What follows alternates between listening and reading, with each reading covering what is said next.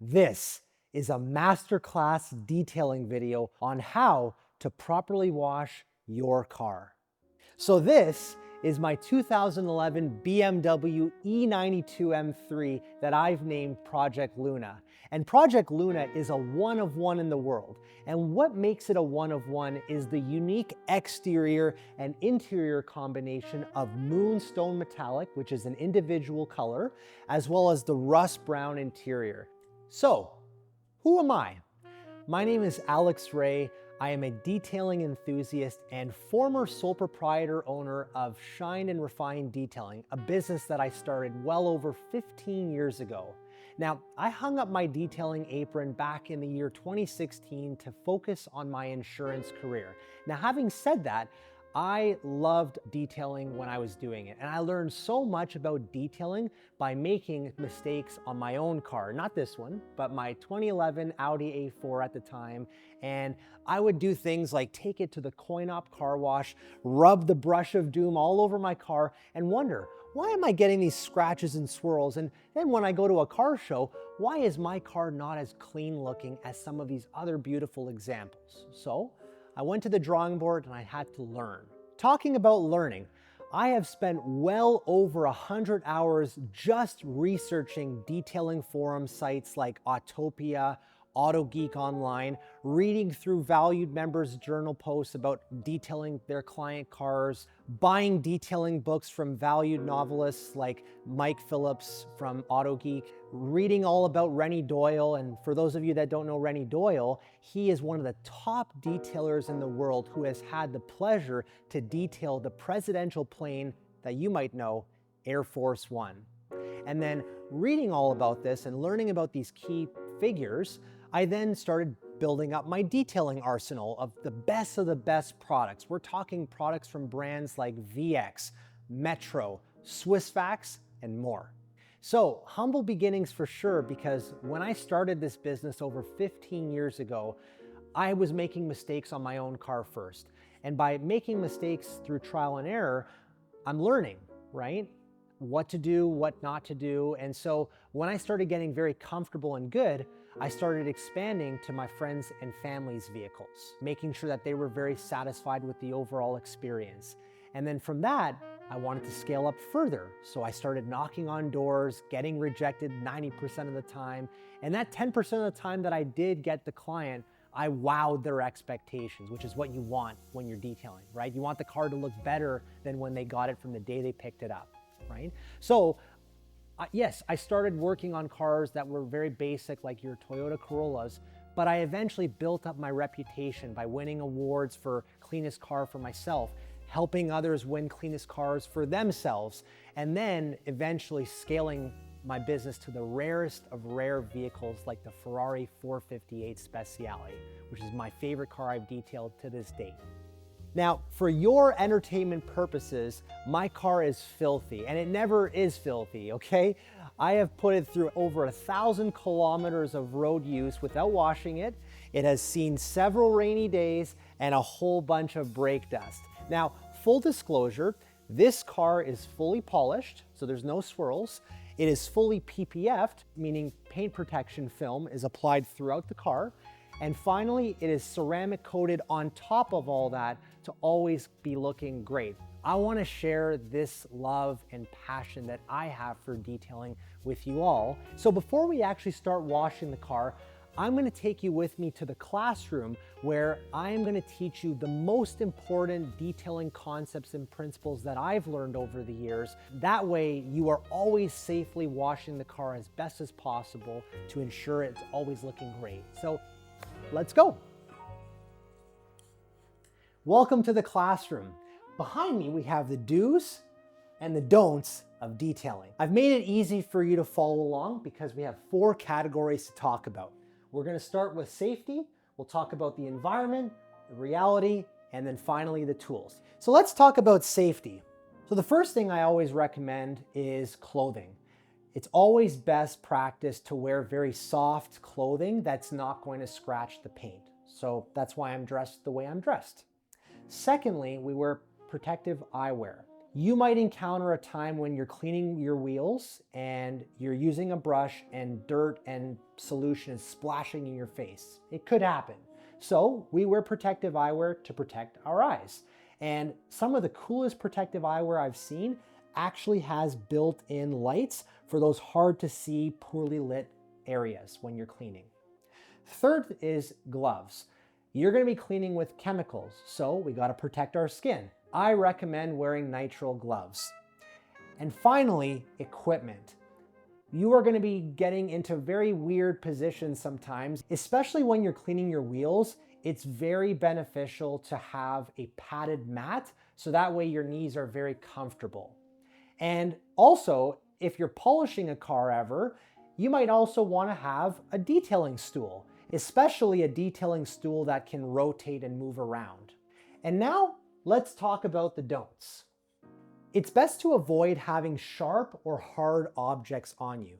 A couple examples include wearing rings, having jeans on that have belt buckles, wearing headphones that could fall, and really we want to protect the paint from getting unnecessarily swirled or scratched. So looking at the environment, the first thing we want to do here is preferably wash our car in a cool and shaded area. Next, you always want to start with the dirtiest part of the car first. Typically, that is your wheels.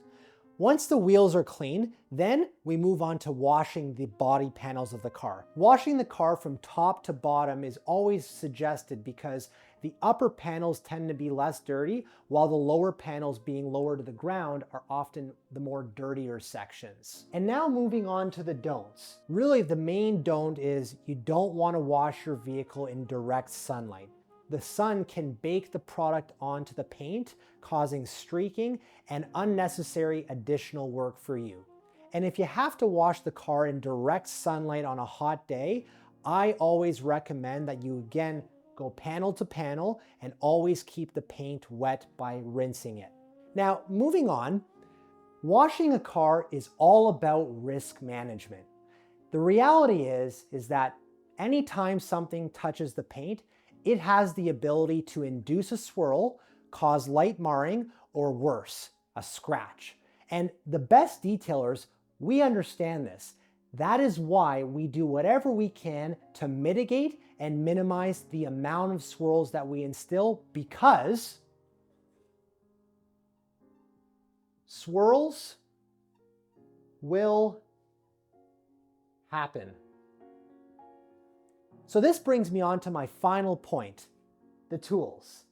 Now, I recommend using a pressure washer because it is the strongest way to remove a lot of the surface level dirt before we actually wash the car. So now that the car has been pre-washed thanks to the pressure washer, we can then move on to the foaming phase of the detailing process. This is where you can grab your foam gun or foam cannon to do the job. And there's two benefits to foaming a car. Number one, it actually helps loosen the remaining dirt off of the paint, so that way your wash mitt can easily glide and pick up that dirt. And finally, it just looks wicked, and it's personally my favorite part of the whole process. So now that the vehicle has been foamed, we can actually begin hand washing the car. And this is where I recommend using the 3-bucket method. The first bucket is used exclusively for the wheels. The remaining 2 buckets are used for washing the exterior body panels. 1 bucket is for rinse, 1 bucket is for wash with the soapy solution. And talking about the actual mitts, which is my next point here, it's always best to invest as much money as you can for the highest quality wash mitts. After all, this is exactly what is touching the paint of your vehicle, so we should be spending the best money on the right tools. Now, there are so many wash mitts available for you to buy on the market, but the ones I best recommend using are the Geon Smoothie Mitt and the Mother's Lamb's Wool Mitt. Now, I don't just use one wash mitt to wash the vehicle. I use 3. And as crazy as that sounds, there's a reason for it. As I said before, you wash the car from top to bottom. If I use one mitt, that mitt will eventually be used on the bottom, but then what happens when I need to wash the car next time? The bottom now becomes the top. Whereas if I have 3 mitts, the top mitt will only be used on the top. The middle mitt will only be used on the middle. And the bottom mitt, you guessed it, will only be used on the bottom. And this, again, mitigates and minimizes the amount of swirls we induce in the paint.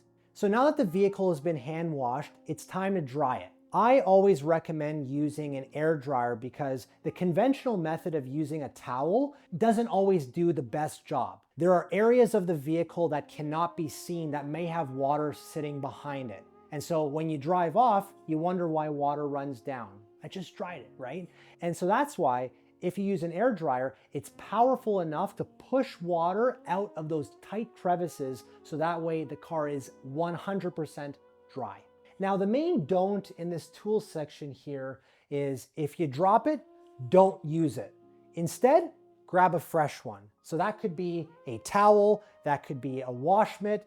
If it's been dropped on the ground, it's contaminated. And it could have little sediments that you might not see with the naked eye that you'd be rubbing all over the paint, inducing swirls. We don't want that. So let's make it easy and just grab a new one. So now that we've covered the do's and don'ts about detailing, you should feel more confident in your ability to be a proper detailer. So I've talked enough. Now it's time to apply these key fundamentals to my car. Let's go.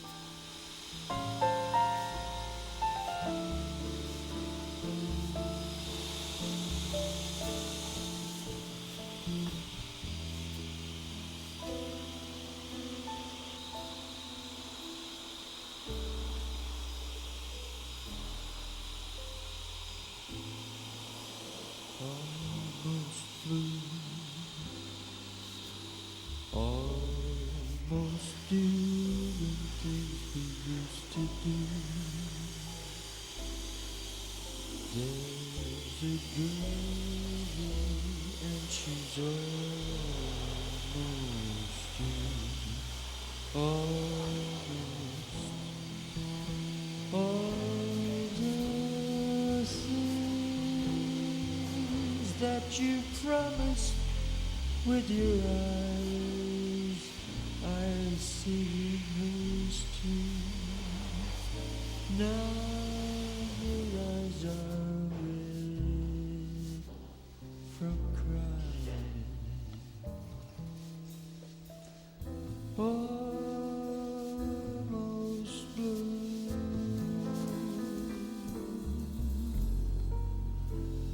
Flirting with this disaster became me.